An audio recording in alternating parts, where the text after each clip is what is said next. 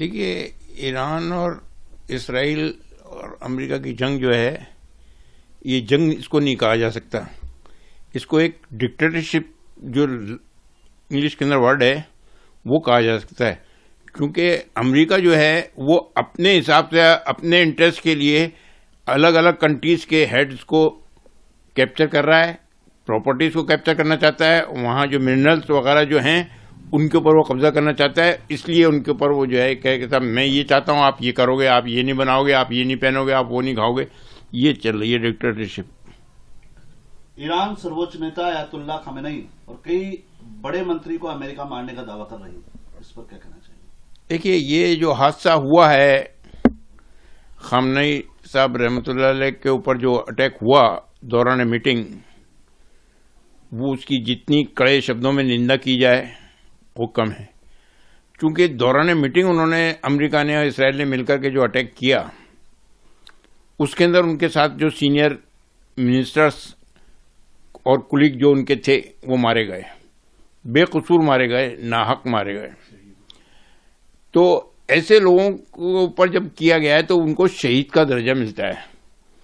اور یہ اس سے پہلے جو ان کی خوبی ہے وہ میں آپ کو بتا دوں کہ یہ پروفیٹ محمد صلی اللہ علیہ وسلم کے خاندان سے ہیں، حسنی اور حسینی ہیں، اور اس خاندان نے کبھی بھی یزید کے سامنے کبھی جھکے نہیں.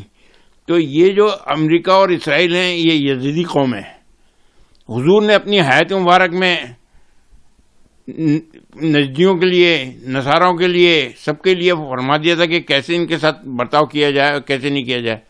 تو انہوں نے یہ بے قصور مارا اور ناحق مارا. وہ ایران کے سروچ نیتا نہیں تھے، بلکہ پورے ورلڈ کے اندر جتنے اسلامک کنٹری ہیں وہاں پر جتنے شیعہ دھرم کو فالو کرنے والے ہیں ان کے ہیڈ تھے. اس لیے پورے ورلڈ کے اندر جو پینک پھیلا ہے ان کی ڈیتھ سے وہ کم ہے. اور یہ اس کا سارا قصور امریکہ ہے. امریکہ اگر کہتا ہے کہ صاحب میں یہ چاہتا ہوں، تو بھائی صاحب یونائٹڈ نیشن کا چارٹ جو ہے نا وہ آپ کو یہ پاور دیتا ہے. جو آپ یہ اس طرح سے ڈکٹیٹرشپ کر رہے ہو کہ صاحب آپ ایٹمک یہ نہیں بناؤ گے، میزائل نہیں بناؤ گے، ایٹمک بم نہیں بناؤ گے، یہ کیا ہے؟ بھارت سرکار سے کس طرح کی اپیکشا؟ دیکھیے، ایران کے ہمیشہ سے بھارت سرکار سے پرانے تعلقات رہے ہیں.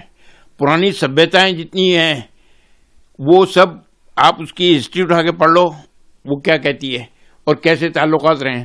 تو میں بھارت سرکار سے بھی یہ اپیکشا کروں گا کہ وہ اس پینک کو ختم کروانے کے لیے اپنے پاور کا استعمال کریں، اور جو شانتی کا پیغام ہمارے یہاں سے صوفی سنتوں نے دیا ہے اس کے اوپر عمل پیرا رہتے ہوئے دیش کے اندر ہی نہیں بلکہ پورے ورلڈ کے اندر جو ہے شانتی قائم کرنے کے اندر اپنا سہیوگ پردان کریں.